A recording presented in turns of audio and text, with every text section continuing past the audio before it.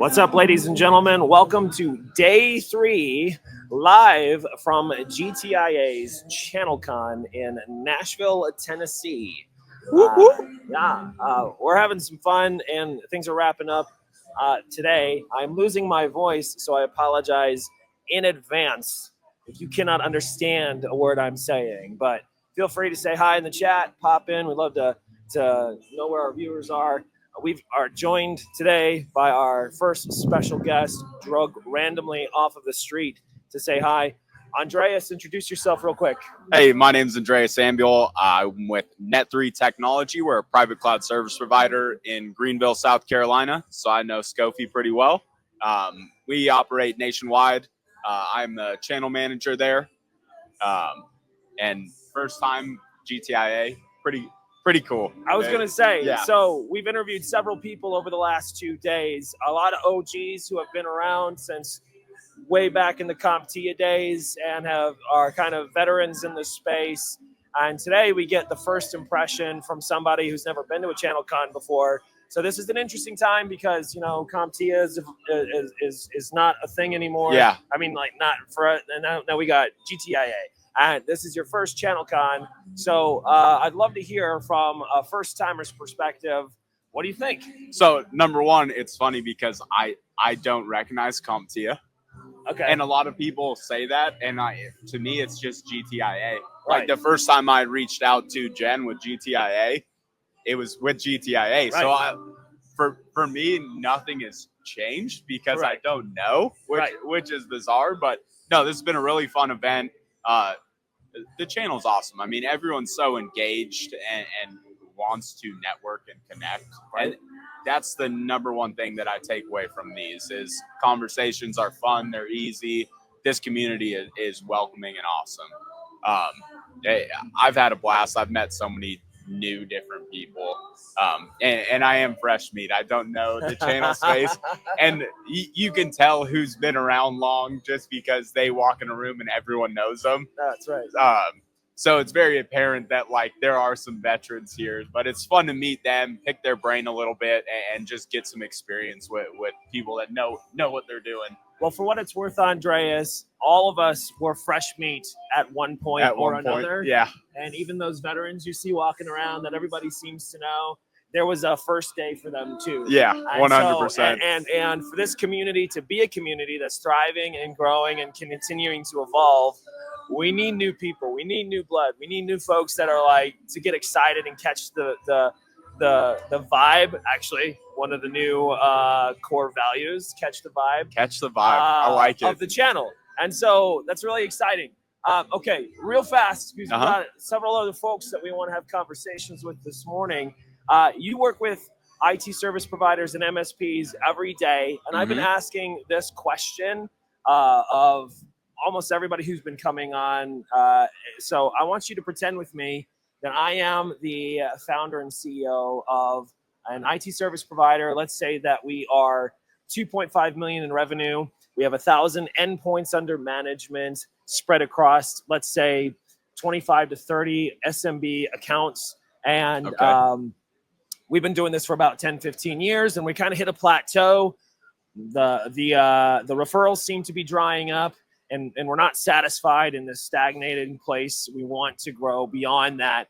What would your advice be to me as that IT service provider? What do I need to do to break through that plateau and start growing again? Well, that's an interesting question. Do you want me to answer leveraging Net3 and how we help break through that plateau?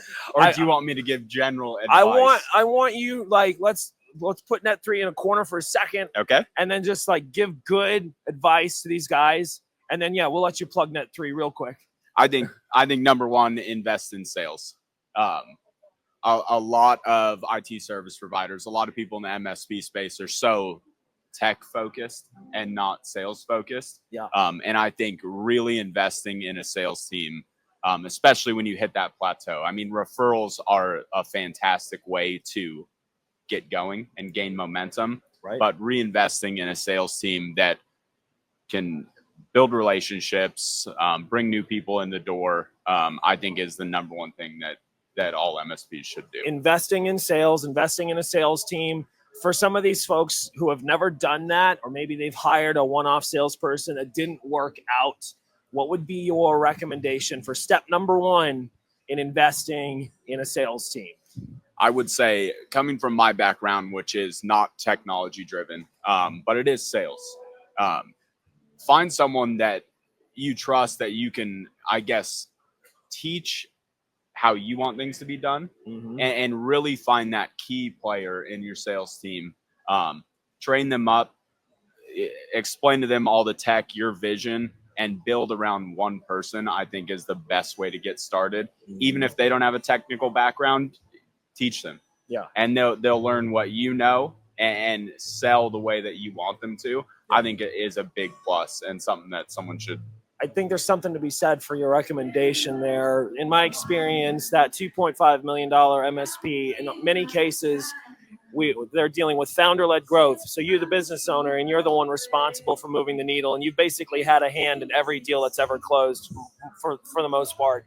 And there's a reason for that. It's because you have a combination of business acumen and technical acumen, which makes you an incredible threat in the sales process, because you can speak the technology language, but you can also speak the business language. So what Andreas is saying, find someone you trust that you can pour out that acumen into them and kind of clone yourself a little bit.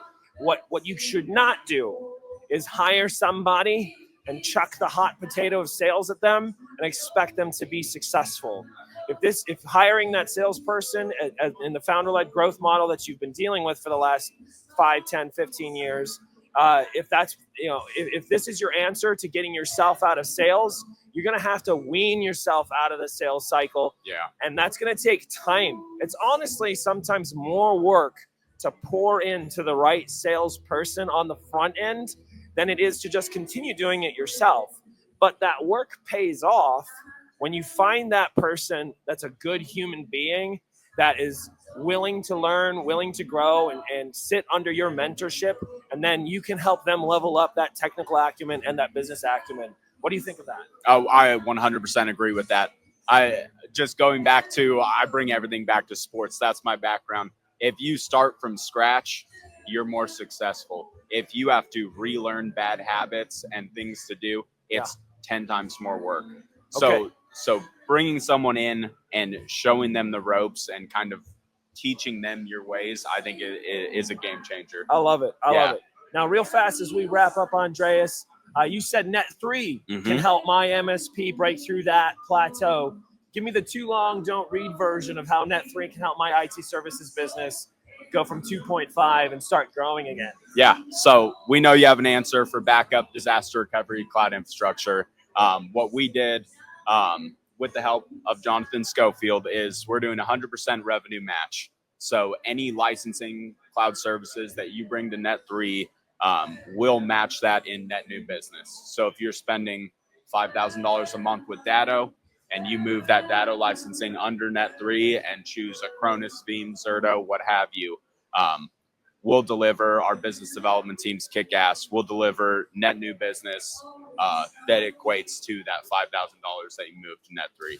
I'm glad that you shared that because what Net3 has that a lot of IT service businesses don't have is a highly functioning, very effective sales organization that is bringing in new business into their cloud services, backup, disaster recovery all the time.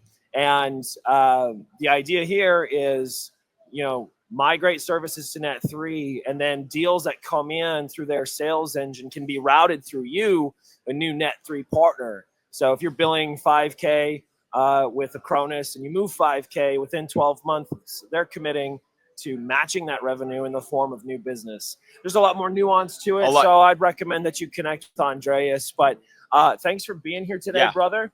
Any final words or thoughts for our folks here watching us live from ChannelCon? No, I appreciate your time. If you haven't been, I would recommend coming. I mean, awesome networking opportunity, meet a bunch of cool people and have a good time.